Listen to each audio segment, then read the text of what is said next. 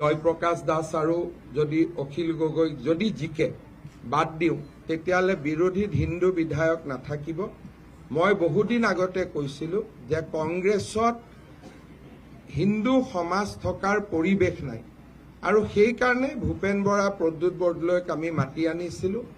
অনাগত দিনতো আমি কংগ্ৰেছত যিবিলাক ভাল অধ্যয়ন পুষ্ট বা সামাজিকভাৱে সেৱা আগবঢ়োৱাব পৰা হিন্দু নেতৃত্ব আছে তেওঁলোককো মই আহ্বান জনাম যে অসমৰ ভৱিষ্যতৰ ফালে লক্ষ্য কৰি অনাগত সময়ত সকলোৱে ভাৰতীয় জনতা পাৰ্টিৰ এই মহামঞ্চত একত্ৰিত হৈয়ে আমি জাতিটোক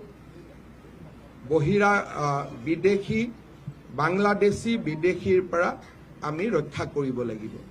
আৰু সেইকাৰণে আজিৰ দিনটোতো মই সকলোকে আহ্বান জনাম যে আপোনালোকে ভাৰতীয় জনতা পাৰ্টিৰ এই মহামঞ্চত মিলিত হওক যাতে বাংলাদেশী মিয়াৰ আগ্ৰাসনৰ পৰা আমি জাতিটোক ভাৰতীয় জনতা পাৰ্টিৰ এই মহামঞ্চত তলত ঐক্যবদ্ধ হৈ আমি বচাব পাৰোঁ।